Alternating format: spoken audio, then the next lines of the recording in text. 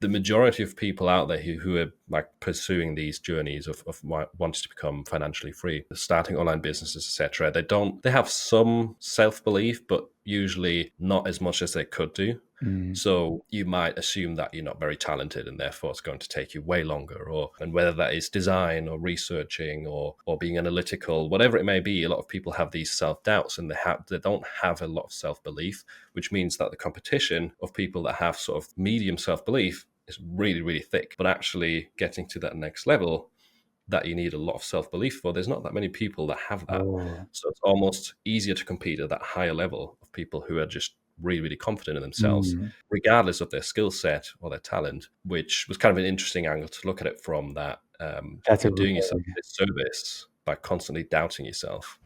Welcome back to Built Online, the podcast where we dive into everything online business. Here we explore the minds of creators who are building online businesses to power their dream lives and ultimately transform economies. I'm your host, Cody McGuffie, and if you're new here, I'm the founder and CEO of EverBee, a creator commerce platform where we believe that everyone deserves the opportunity to pursue their passions and to live life on their own terms. We're on a mission to make creator commerce accessible to everyone throughout the world, no matter where they are, and to make a positive impact in our families and our communities. And we believe that everyone that truly commits to a vision and pursues it with an undeniable force of will, that they will ultimately succeed. I'm really excited about today's show. Thank you for sharing your time with us. Before we jump into today's episode, I'd like to ask a quick favor for anyone that's listened to the show before. If you haven't already, please let us know if these episodes and these conversations are helpful or not. Share your feedback in the comments and review it if you would. It truly helps the podcast. It helps our team, it helps me personally understand what types of guests that we should have on the podcast. That really just helps us improve the show to make it better. We need your feedback. We would not be able to operate without your feedback. So be sure to follow the podcast, subscribe to the channel wherever you're watching this, so you really never really miss out on that one nugget that can really change your business and change your life. Enough of that. Really excited to have you here. Let's jump into today's show. What's up, man? I'm good. How are you, Cody? Good. We got the matching sweaters today, don't we? Yeah, I know, almost. I'm white, you're black. I like the black one, actually. It looks cool. So I'm happy you're wearing that, man. It's super cool. I wanted to have you on, man, because you have an interesting background, and our creators that listen to Built Online podcast are all about business growth, and they're all trying to search for these three things, and they use different words to describe them, but with the way I describe them are location freedom, time freedom, and financial freedom. Mm. And to me, what I know about you and our friendship over the past year is you've achieved these things. And I understand there's a scale to these things, but not only do you achieve them, but you also teach them to others. And that's why I thought you'd be a perfect person to come on and share your story with us and just kind of talk about different strategies, different roadblocks, different struggles, different successes that you've had throughout your journey, and just kind of to continue to pay it forward to our listeners. What do you think? Yeah, I appreciate you having me on, first of all. Sounds like that's going to be an interesting conversation, because that's literally one of the things I optimize for, is like, how much freedom do we get out of this? That's what I base a lot of decisions on. Because I think sometimes it actually makes sense to turn away certain opportunities or extra money if it takes away too much freedom, even if you've already got to a certain point where you've worked yourself up, and you can kind of do what you want in your own time and in the location that you're in. So yeah, I'm happy. I'm looking forward to the conversation today. Amazing, man. I to give a sense of, for the people that don't know who you are, I'll give kind of like my understanding, like stats wise, where you're at, and then maybe you can fill in the gaps. But Phil teaches people POD, how to sell things online, leveraging mostly AI and also print on demand together. And the way that I see you, Phil, and you could fill in the gaps, are you primarily sell on two main strategies, but maybe the third, and it's Amazon merch is one, Etsy is Yeah, two, and then the third one is having your own website, driving traffic to your website, and actually building the brand on there. Does that sound right? yeah, that sounds about right. Those are like the main marketplaces for me. I'm quite spread across multiple platforms besides those as well. But yeah, those are definitely some of the main drivers. of my growth throughout my journey. And then you teach people how to do stuff that you do on YouTube, and that's primarily Yeah, your main social channel to teach people. Is that correct? yeah, exactly. Beautiful. Um, I would do Instagram and TikTok and that sort of stuff, but it's not my kind of thing. Yeah, I'm with you. Okay, cool. And that's just for everybody to kind of get a understanding of Phil that doesn't know Phil yet. Can you provide maybe like, and then we'll go deeper onto certain topics, but maybe what does that freedom life look like for you financially? Because a lot of people don't even know how to quantify this, like, what is what is Mm, possible out there, like revenue, or you could talk about profit, or you can talk about whatever you're comfortable with talking about. But the point is like, how do you view this across 3 different channels? Are you comfortable sharing anything that you've been able to do over the past X amount of years or this year, whatever you want to talk about? Can you share that? yeah. That's a good question. I never really go extra in depth into numbers, but to me, the financial freedom side of things means that you have kind of your base needs met for life of like enough money coming in. Let's say a few thousand coming in that help pay your rent, your food, your everyday expenses, maintenance, that sort of thing. And then on top of that, you have a good additional stream of another few thousand coming in that you can use to invest or to save to kind of put away and buy yourself time almost. What I mean by that is, I think the more you kind of invest into something else or put aside to save, the more of a backup you buy yourself. So Mm, if anything went wrong with my businesses now, I know that I would have, I don't know, a year's worth of time to figure out what else to do or to completely change direction because I kind of have that saving, and that saving feels like that buys me a lot of I freedom love in a this. sense.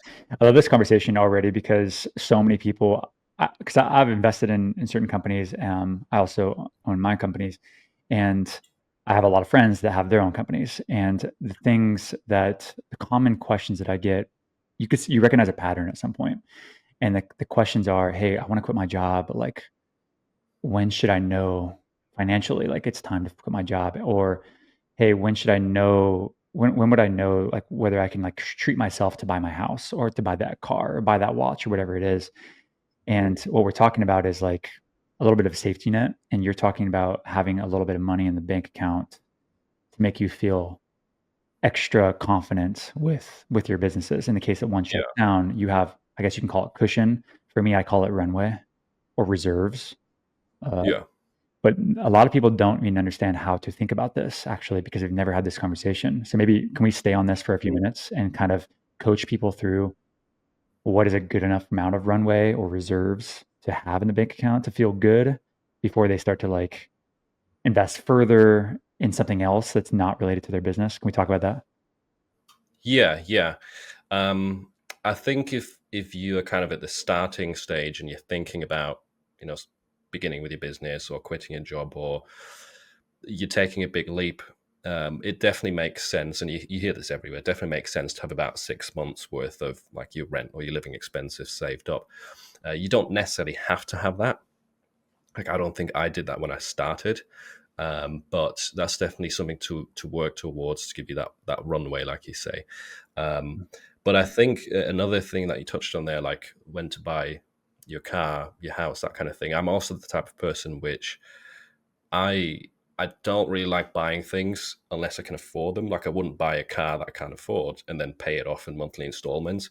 I try to optimize for having as little, at least personally, having as little monthly expenses as possible so that I can still like oh I always want to put something away. Even back in the day when I was making like $1,000 a month, I always tried to put something away. Mm, And that's just literally just scaled throughout the years. I feel the And same. I've never bought an expensive phone on finance, stuff like that.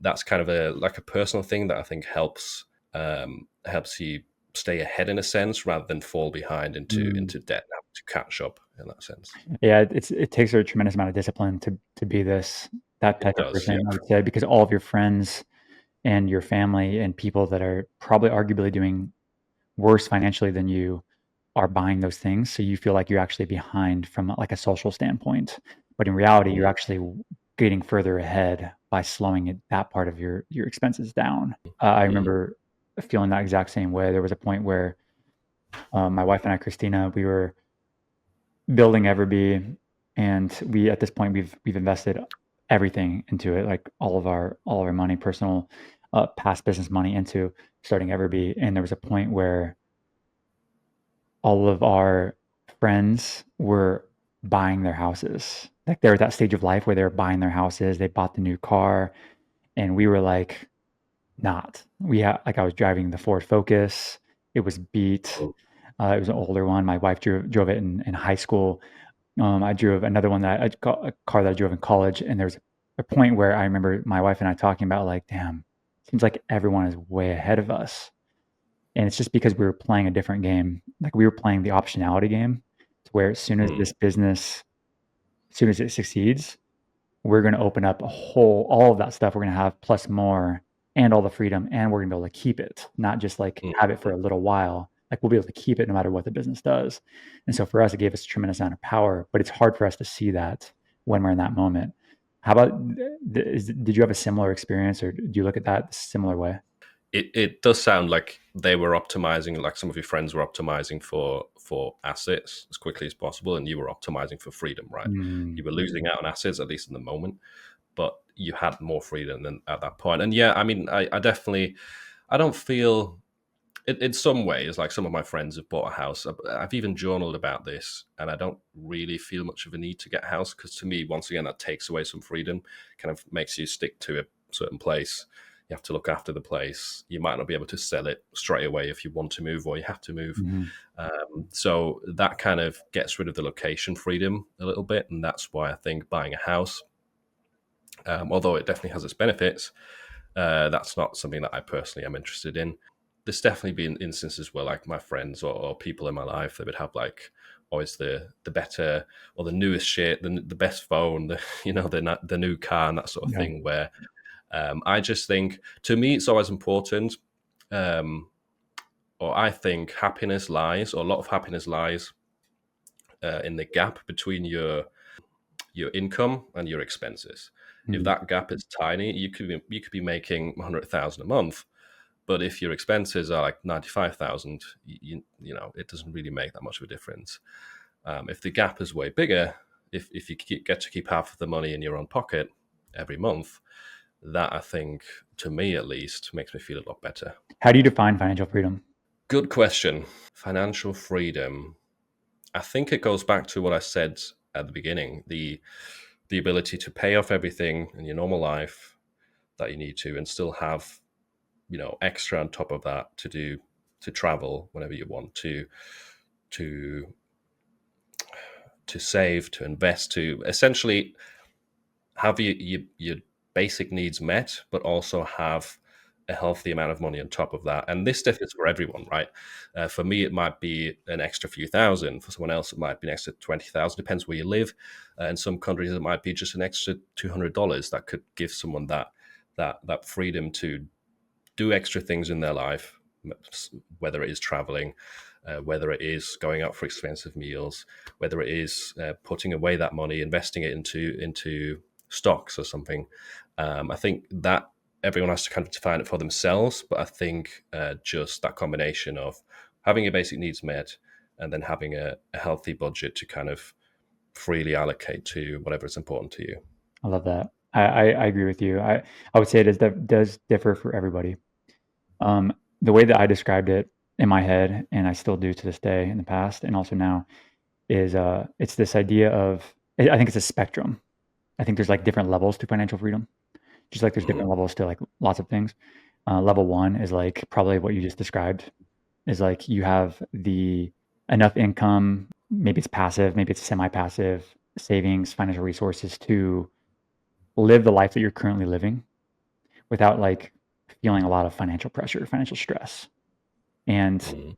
that's like level one. And ideally, this should come from something that's outside of your job, because your job is not necessarily going to like that can go away in a second. So therefore, it usually has to come from some sort of financial independence. So whether it's your business, multiple businesses, maybe it's real estate, maybe it's some sort of investment, but it should be cash flow.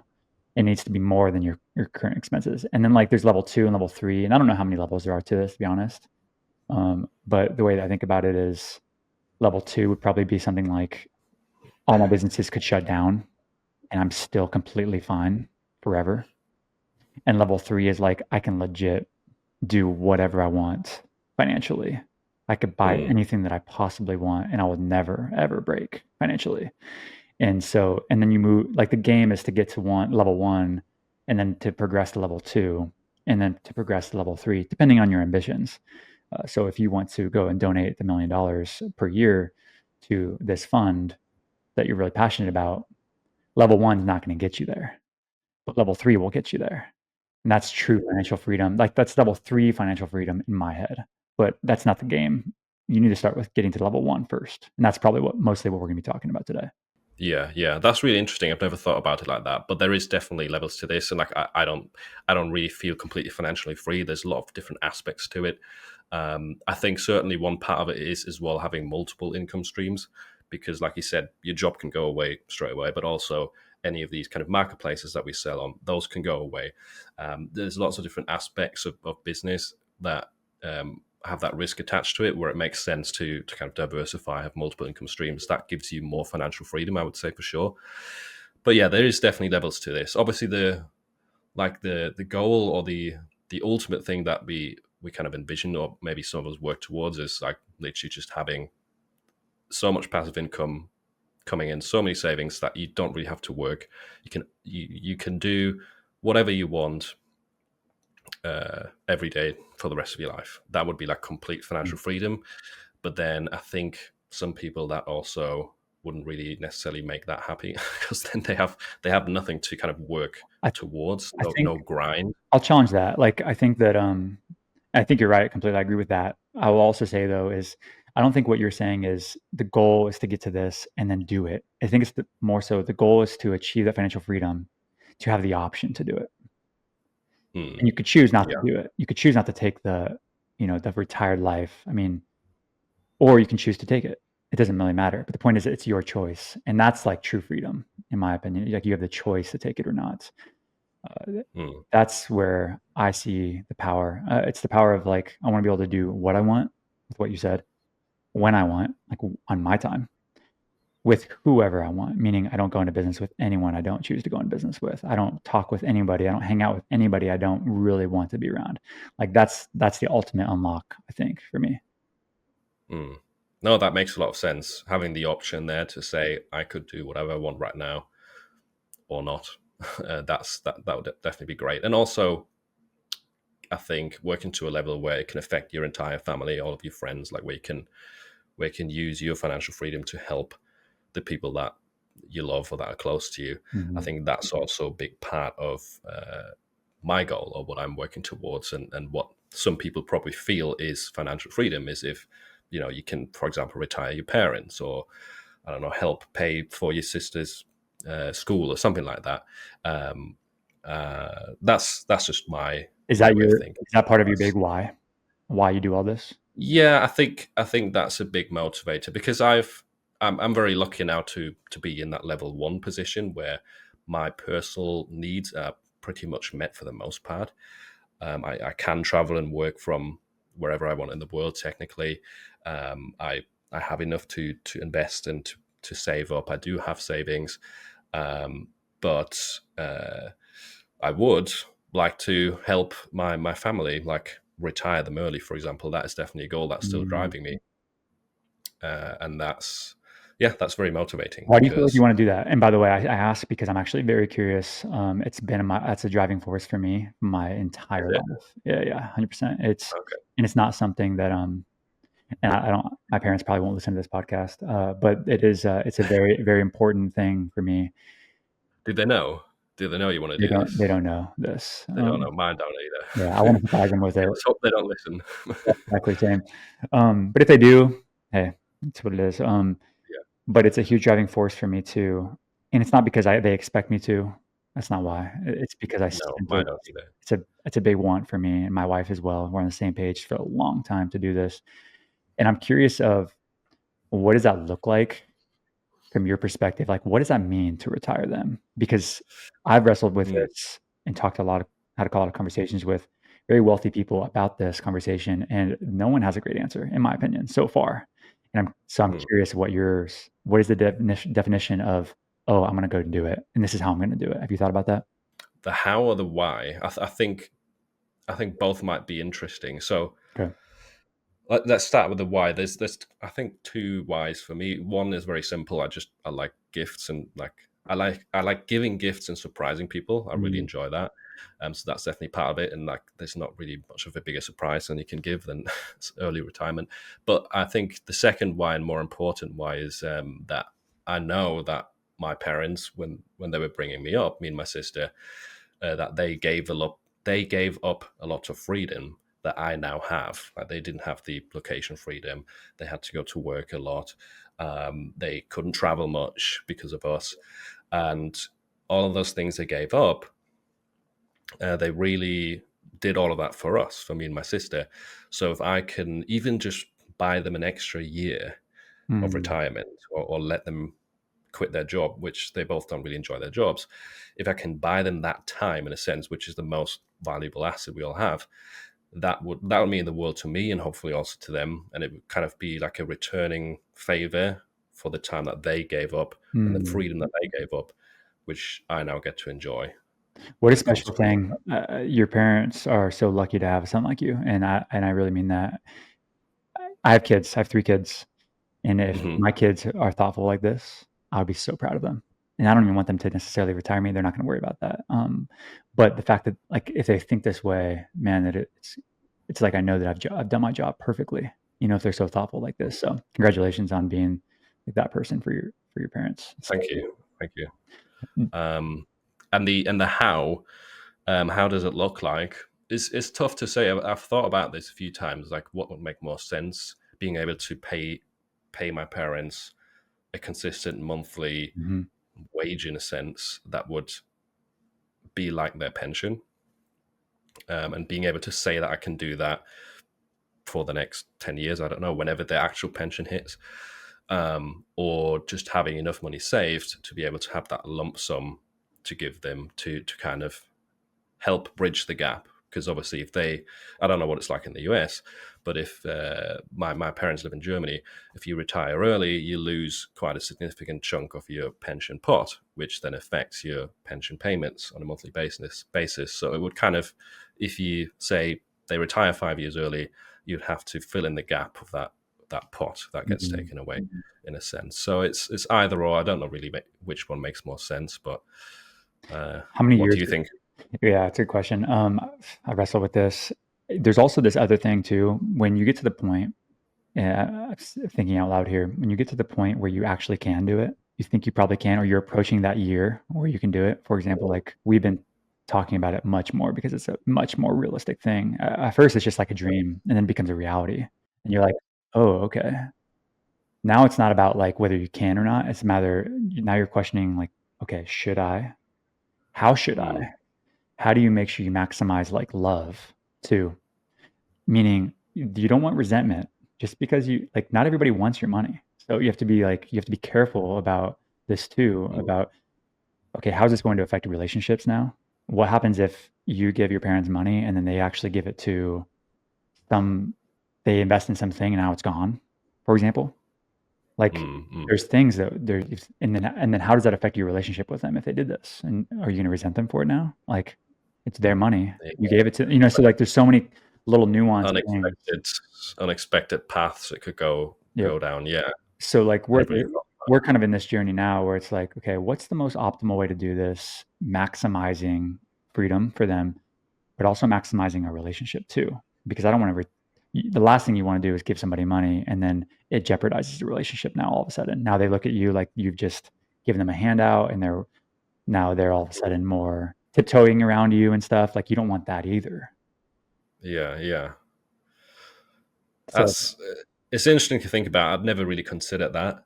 I'd like to think that my parents wouldn't really react in a like an unpredictable way. Same. I do definitely imagine that they could be the kind to say, no, we can't accept this. Like, take your money and go home. We're working until we can officially retire. Which is a beautiful But thing, by the way. That's the people you want to just give everything to. The people that would yeah, not accept it. Yeah. yeah, I think they would definitely struggle to accept it. But I can't see them if they did accept it. I can't see that jeopardizing relationship because I have gifted them things like holidays before, and that's usually gone down well. So Cool. based on that, I've got my fingers crossed. I love that. I feel the same too, by the way. It's just things that you can't turn back after you do something like that, and so you want to make sure you're thoughtful with it ahead of time. That's the way I'm viewing it, at least. And my Mhm. parents and my in-laws are the same. The very, very gracious people that would be appreciative of anything. I think that this kind of like goes into this next topic of I wanted to ask you about is like, do you feel like you have an obligation to yourself or a duty to the world to become who you want to be? For example, Phil is on this track of being very wealthy. You already are in a lot of people's definition of this. Wealthy in time, wealthy in financial resources, things like this. And do you feel like you need to do this for your parents and for the world and for the customers? I'm curious of like how you view your place in this world. Like, is this something that you're called upon to do? Interesting question. I don't think I've ever thought about that. I don't think I need to do it. Um, I think I'm still figuring out, like through the years, exactly what it is I want to do. Like, think that, like all of us, I change as well, and I always discover new things about myself. I definitely feel I have felt the last few years and really recognized that I really enjoy teaching and sharing knowledge almost more than applying it myself. Mhm. So that's definitely something I feel a little bit of a calling for because even when would it have been over 10 years ago now, I had like a little gaming YouTube channel. It never went past like 3,000 subscribers, and most of that was just like stupid videos of me recording myself gaming. But I did upload like a handful of videos that were tutorial style videos because I used to edit what's called montages, which is essentially clips of the video game cut together to match music, to match songs. And I enjoyed the creative process, but also the tutorial or making tutorials to teach people that sort of stuff. And those videos also, like interestingly, performed relatively well for that channel. Mm, Um, so that was already kind of a hint, I guess, of my path. But this is a long time ago. But essentially, I'm trying to say that I like teaching comes quite natural to me, and I really enjoy the process of like learning a new thing, like whether it is reading, whether it is watching YouTube videos, listening to podcasts, learning a new thing, then kind of synthesizing, thinking about how to present it and how to take that knowledge and put it into someone else's mind, mm, and that whole creative process from learning to idea to like finished video, whatever it may be. That's a little bit of something where I feel like I'm called to do that in a sense mm, because I've never learned that or studied that. And this might sound really cocky, but I've never gone through some kind of education of how to teach, but I think I'm doing an all right job of it. I don't think I'm like an expert, but I think I'm doing okay at you're doing pretty damn good. providing a little bit of That, a that's little bit of that's the opposite of cocky. I mean, you're very modest in that way. I mean, 100,000 people plus, 115,000 people plus would agree that you're a great teacher. That's why they follow along to learn what you're teaching, and I hope so. I hope so. that's absolutely true. And I learn a lot Yeah. from you too, so I appreciate that. Um, and people listening to Thank this would feel the same. I feel like how I view this is, and I'm wrestling this with my brain. As you know, it's as you just said, it's like an evolution, and we're constantly evolving and changing our mind all the time. But the way that I think about it now, and that I have in the past few years, is I have an obligation to succeed.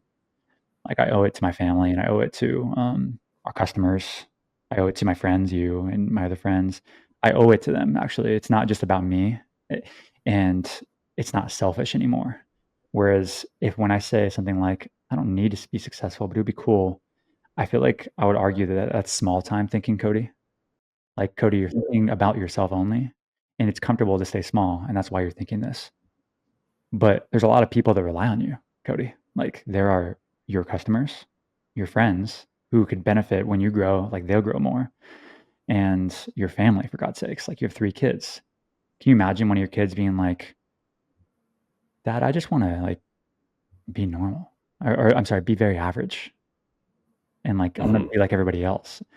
You would you would probably say, "That's fine, you can do whatever you wanna do," but you'd also want them to be like, "Dad, I wanna grow and be the best version of myself, and I Hmm. wanna help a bunch of people around me."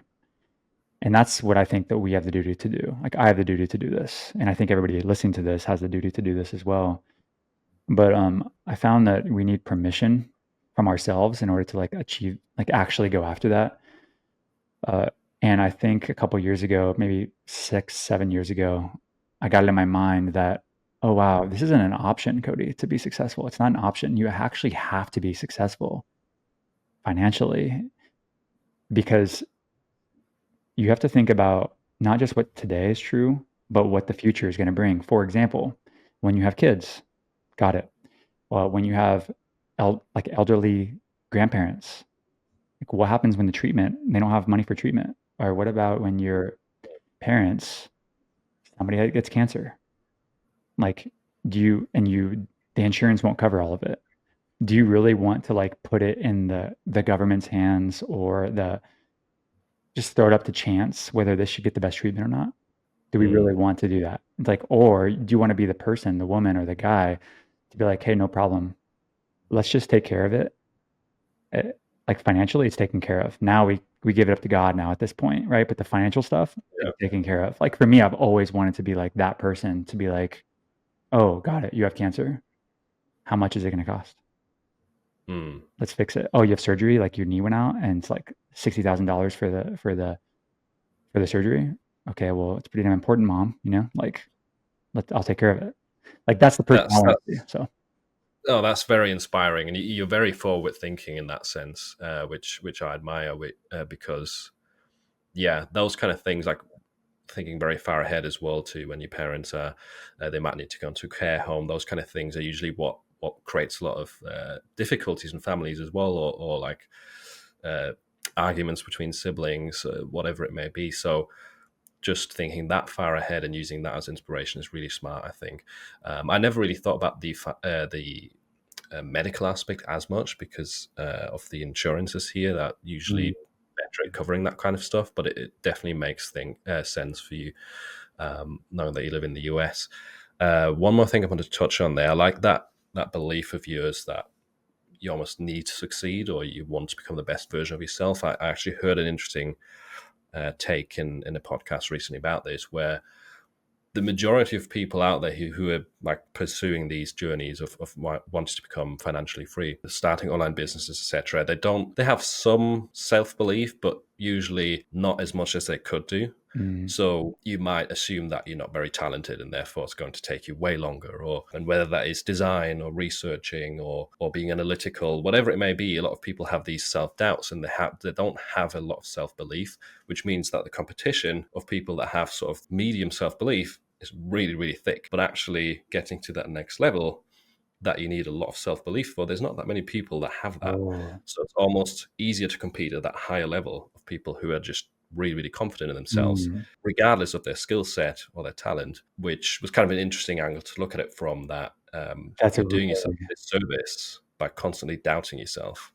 That's a really cool way to think of it. I've never thought of it in the self-belief arena. That's a really cool way to think about it. I completely agree. Because there's so many people, like, in that it's like, think of the market if you're a print on demand seller or you sell, shirts. Like, if you're all thinking there, but what if you, like, can sell bundles of shirts, right? And it's like, there's way less people doing that, but there's still a lot of demand for that. Like, the point is you stand out, and all of a sudden you're the 1% versus you were in, like, the 80 percentile. Hmm. Yeah, you can do the same with your brain, with your self-belief. You can niche down niche down into the subset of people that actually believe that they can do great and that they can reach higher levels than all the other people believe. I agree. It's interesting. I Yeah. mean, I've been playing with this more and more in my head of how to separate yourself from all the noise out there. And what you just said was spot on. And another way of looking at this for me, I was actually just thinking about this yesterday, is that I find that the bigger that you think about your life and the more intentional that you think about your life, you kind of do the same thing. You're all of a sudden rare. You're all of a sudden like just rare. Like you're the weird one in the group. You're like, oh, he thinks differently. Yeah.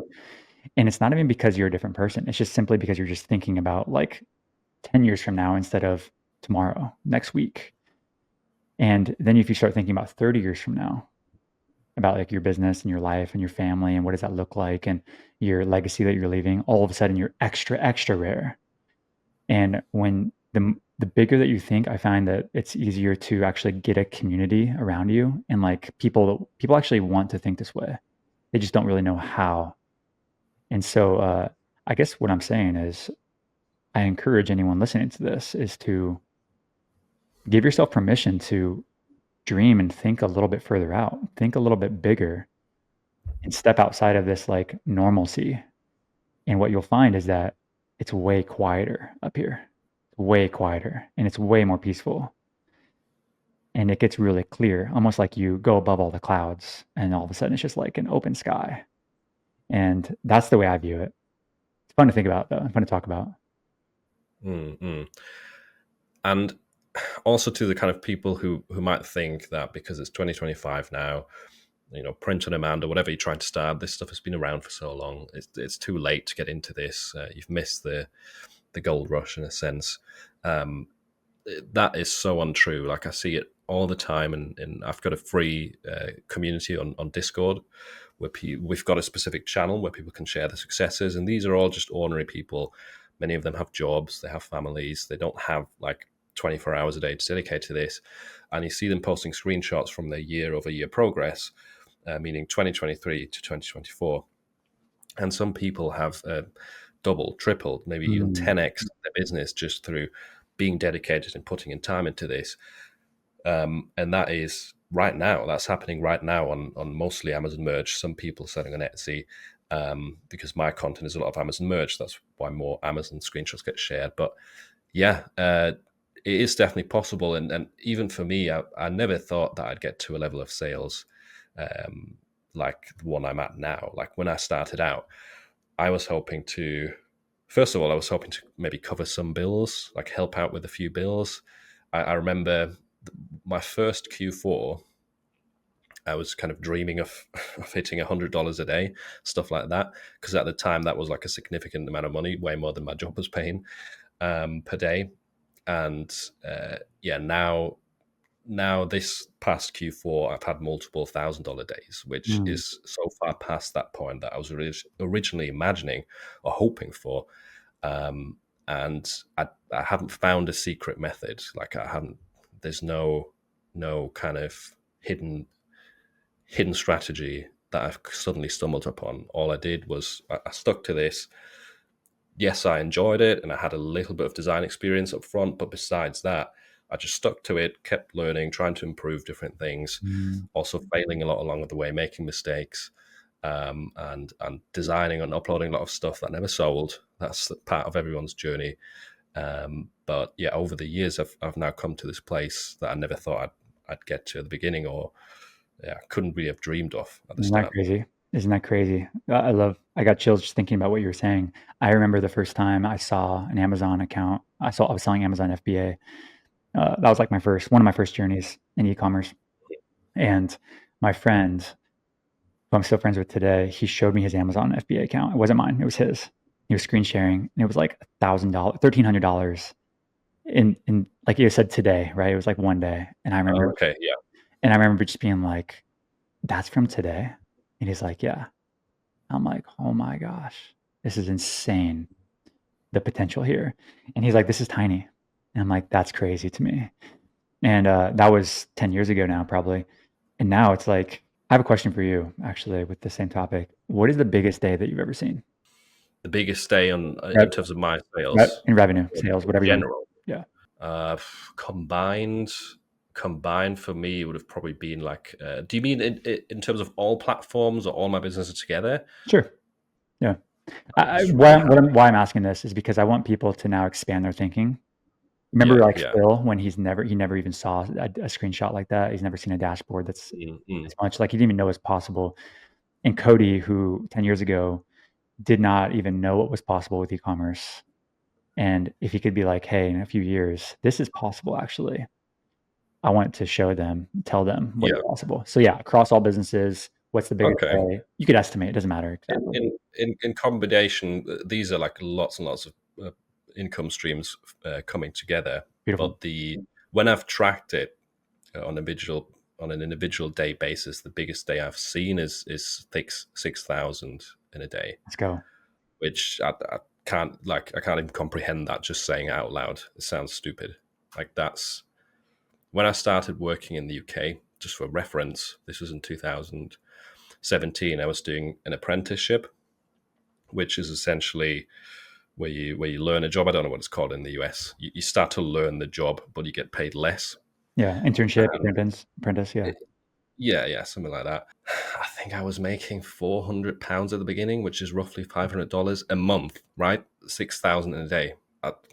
Don't even I don't even know how to describe it. It's crazy to me. It It is doesn't feel real still. Yeah. bonkers. It is bonkers. And thank you for sharing that too, because people don't even understand that was even possible probably. So there's certain people listen to this and their eyes just widened and they're just like, whoa, that's possible. And you know what's the crazy thing, guys, for guys, girls listening to this is that's tiny compared to the potential. Like there's Oh yeah, there's people hundreds doing of way more. millions of dollars coming through this online stuff every single day. And there's enough for you to play and carve out your piece. And that's the biggest thing I want someone to take away is that it's not the market is so big, it's growing.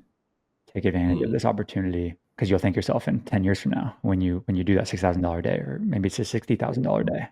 And also for the people listening who are towards the beginning of their journey, that is definitely like a peak day for me. That's not normal. Yep. Like that's not my average day for sure.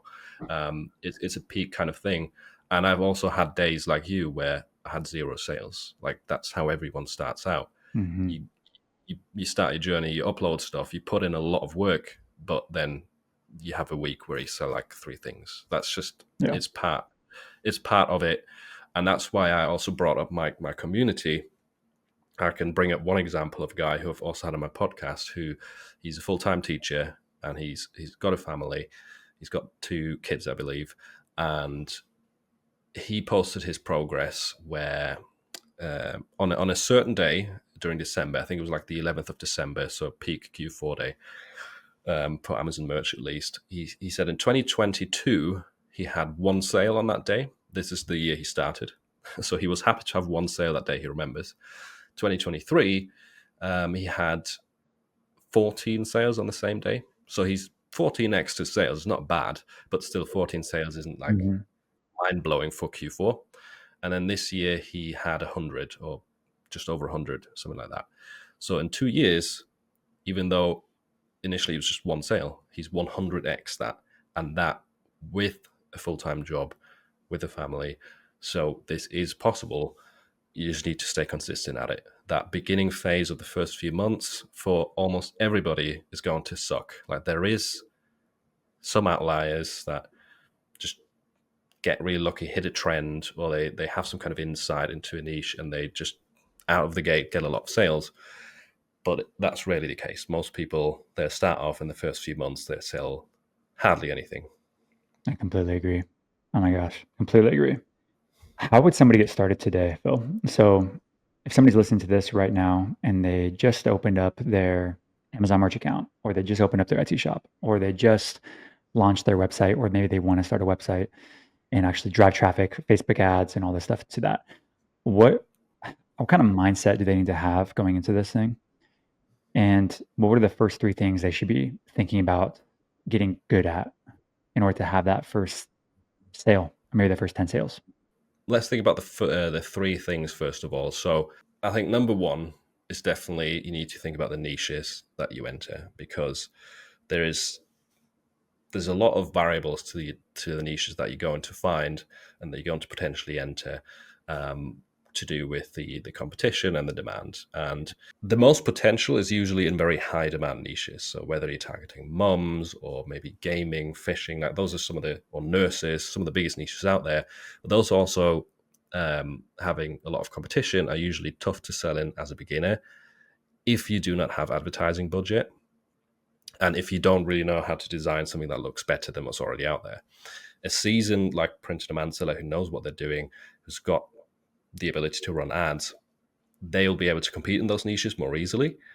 You as a beginner, I think it is sometimes better to do a bit of research and find niches that are lower in competition. That doesn't mean it has to be super low with no demand, but sort of low to medium competition niches is what I would focus on initially, just to give yourself a bit of a chance, because it's likely that right now, unless you're a graphic designer already, your designs probably suck. Mm. And a big aspect of why people buy your stuff, whether it's Amazon, Etsy, wherever you're selling, Shopify, is your design.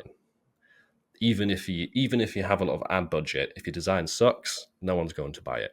Right? Design is key, but also the niches that you're placing those designs in um, are important, especially as a beginner, because I think if they're too high competition, especially at the start, you're almost making it too difficult for yourself and making that beginning period more depressing, because you're going to struggle and you kind of get lost on page 100 in the search results in most cases. Do you feel like, I know you use EverBee a lot to kind of understand the niche research. I think it's one of the most critical parts of starting the journey.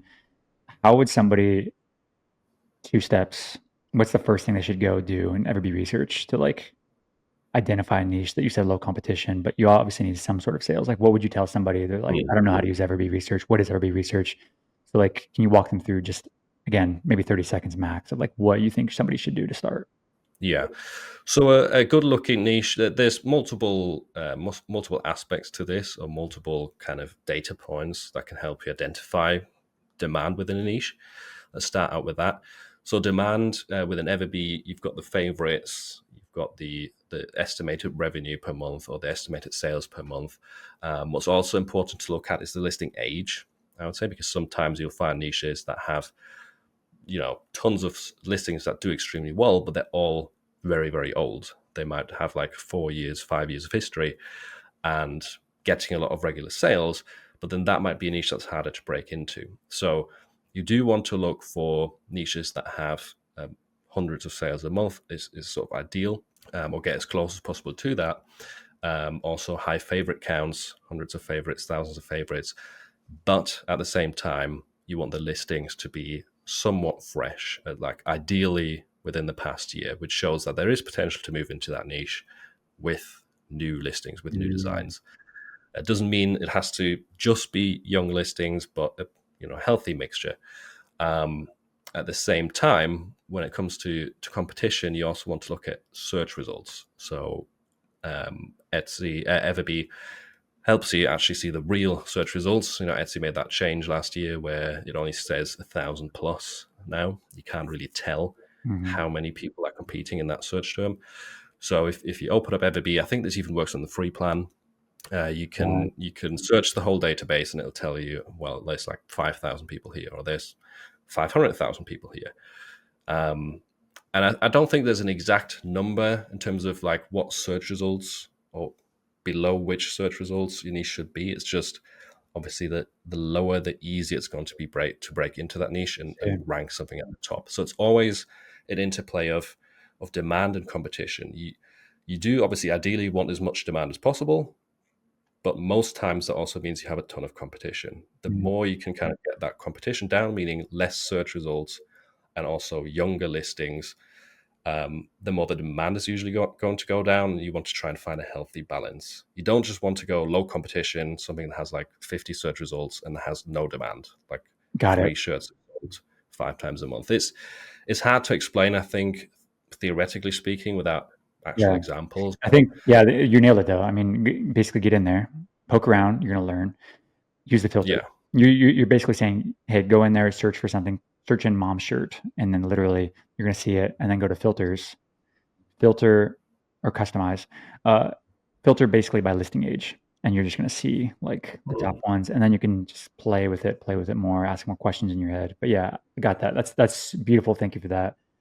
Do you think that? and there's multiple Go ahead. multiple approaches as well, like that filtering and sorting by listing age. That's one approach, but I'm sure if you play around with everybody, you're going to find other methods. Like I've seen a way where you can actually sort it by favorites, and you will find some listings that have a ton of favorites, but that have barely any sales, Hmm. because they're so new that they're not even tracked yet. with an EverBee. Yeah. So you have a listing that's like brand new, has tons of favorites. So obviously lots of people are clicking on it and seeing this listing, but it's not even showing up as like a high revenue item yet. That's how fresh it is. So there's lots of different ways you can approach it. And if the more you play around, the more kind of techniques you'll probably find for yourself. I have a question for you. Do you ever find you can use EverBee research and then actually apply it to selling on your website or selling in Amazon merch? Have you ever like found that any winner over here on Etsy actually could be a winner on Amazon merch or selling like within your own website? Have you tried that yet or not really? It's an interesting question. They do sometimes transfer, like the research you do on one platform transfers to another. I've mainly done the Amazon first approach, done my research there, and then placed my items onto Etsy after that. Okay. And I'm not just selling on those two. I'm also selling on, for example, Displayed, TeePublic, Tostadora, Redbubble. Like there's other Mm, platforms, and I have always found that you'll be surprised that something that sells really well for you on Amazon might not get any sales on Etsy, or vice versa. sure. That's not always the case, but that tends to be the case for me. Or I'll have designs that never sold on Amazon, and they suddenly do really well on Etsy. Sometimes even on a completely different product. It's one of those things that you can't really put your finger on exactly why or what exactly you should do.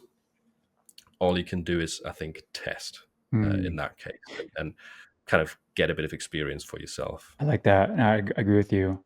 I think it's safe to say that the internet is the internet and buyers are similar, whether they buy on Etsy or Amazon. They are different, let's be honest. They're different animals, but they're Yeah. still humans.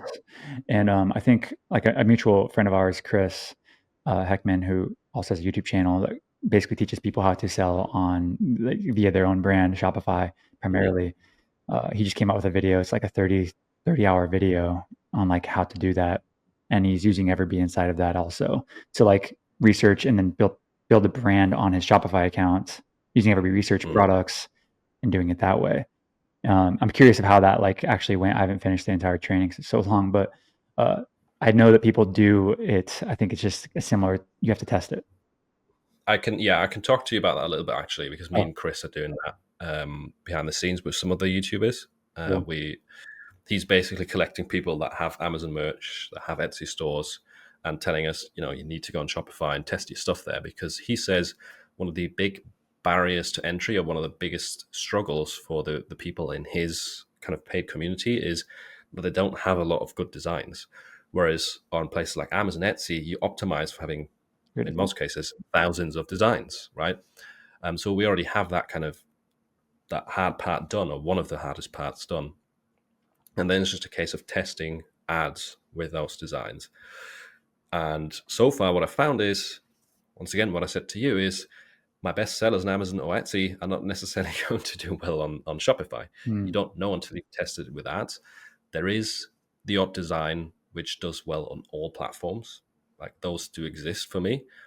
I have one that does really well on Etsy, really well on Amazon, and now also does well on the Shopify ads. In terms of the cost per click, that's like the initial thing you look for, is having a low cost per click, meaning you can pump a lot of Facebook ads without running out of budget too quickly.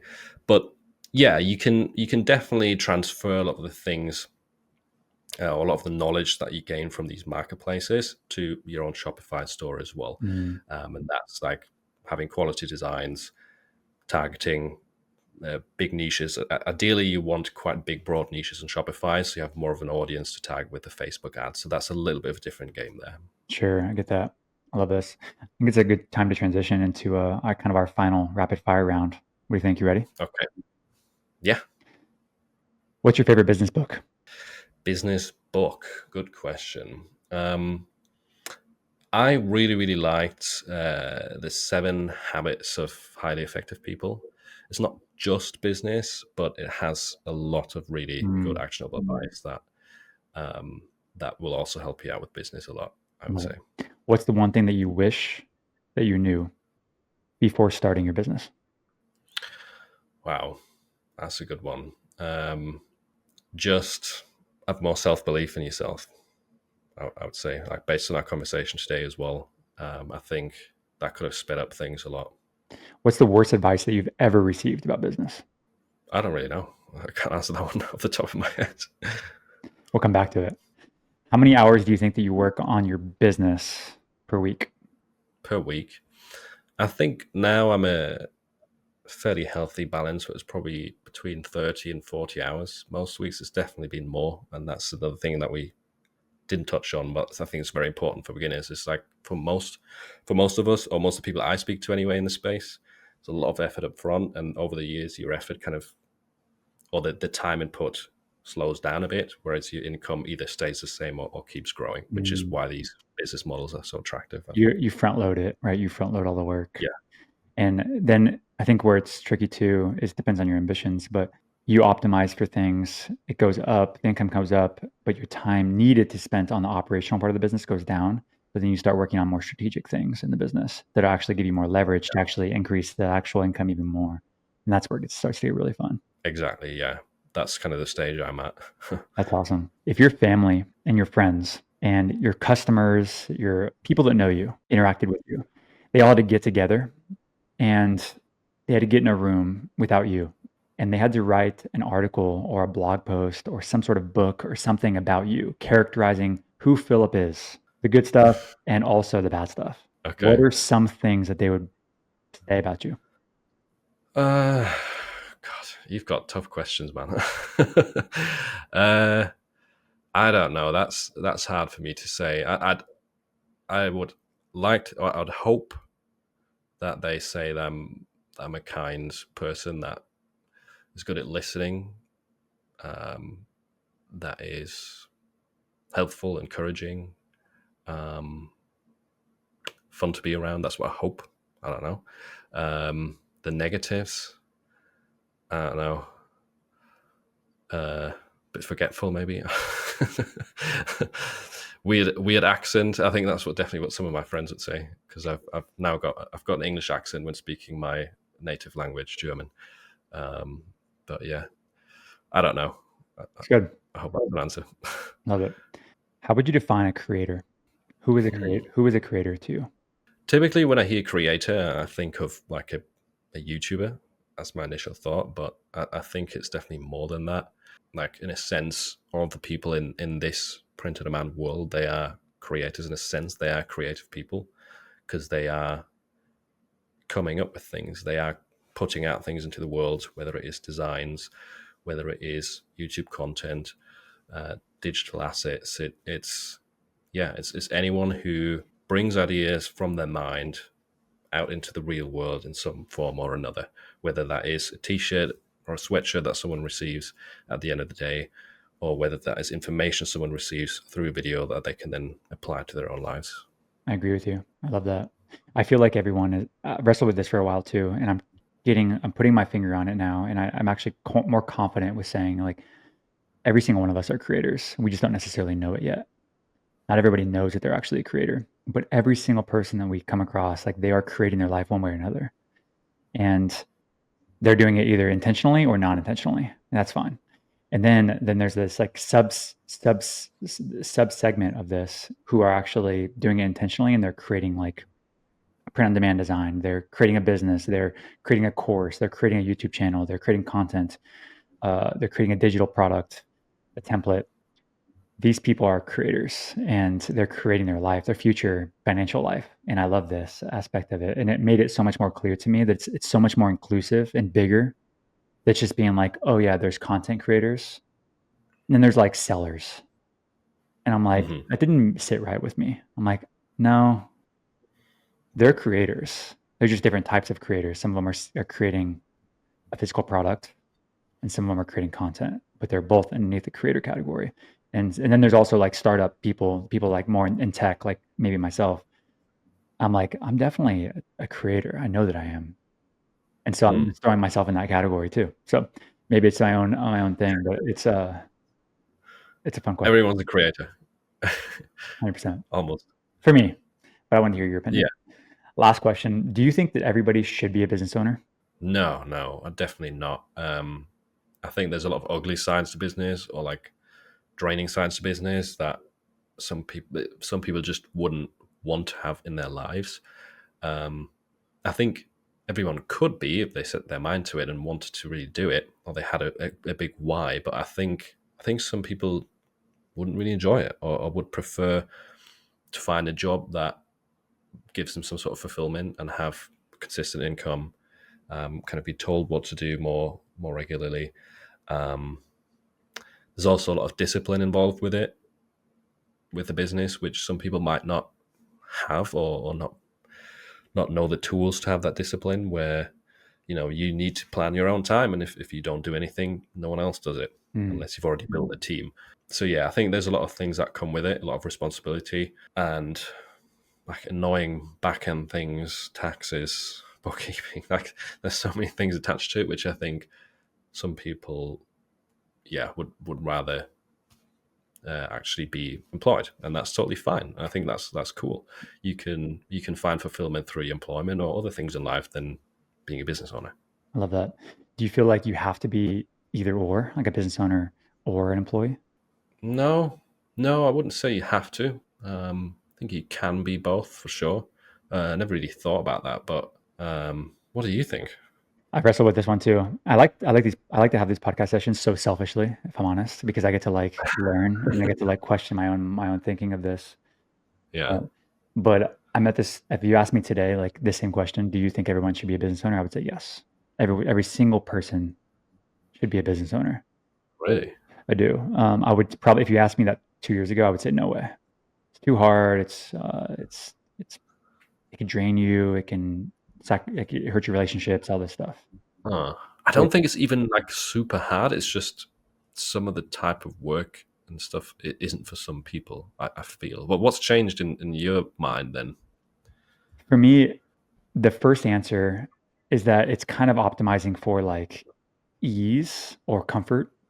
And my answer now is like everyone should be a business owner. Yes, optimizes for growth, meaning everyone, in my opinion, should be trying to reach their highest potential self. Every single person, right? If you're not doing that, then what the hell are you even doing here? If I'm honest, right? Like you are coasting and you're leading, like you're leaving your family behind, like your sister, your brother, your mother, your father, your kids, your nephews, your nieces. They need you to be Mm, the best version of yourself so they can be the best version of themselves. And I think being a business owner brings that out. I think it's the mm, fastest way to bring this out. I don't think that you should necessarily choose between having a job and also being a business owner. Today's world, I think you can do both. I think you could be a creator and have a print on demand business at the same time. I think it'll make you a better full-time employee. Now, mm, with that being said, like being a business owner stretches you so much and so fast, and it makes you a better human. That's what I mm, believe. It makes you a better friend. It makes you a better father, wife, husband. Uh, because it requires you to be a problem solver constantly. And for me to say no, everyone shouldn't be a business owner, I feel like I'm taking that away from somebody. I'm basically putting you in the box of, oh, well, I'm just gifted at this by God, and you're not. mm, So like, this is for me, and people like me, and that's for you.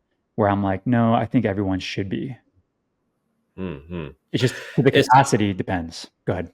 it's an interesting thought. I was just while you were explaining that, I was thinking like, are there some jobs where it doesn't really make sense to be a business owner, where you can only really do employ like like brain surgeon or scientist or stuff like that. But even in that case, you've got a point in that if I was a brain surgeon in a hospital or whatever, I could become a better version of myself by starting a podcast or starting some sort of show on YouTube where I teach or give tips to people maybe getting into it or Right. studying it, or how to be a better brain surgeon, or you start to connect with more people, network, and get smarter through that. Like, yeah, because in a lot of ways, like teaching is also the best way to learn, right? Because you need to really understand something in order to teach it, and then you will get feedback from people based on what you teach, and that will once again improve or kind of keep your knife sharp in a sense.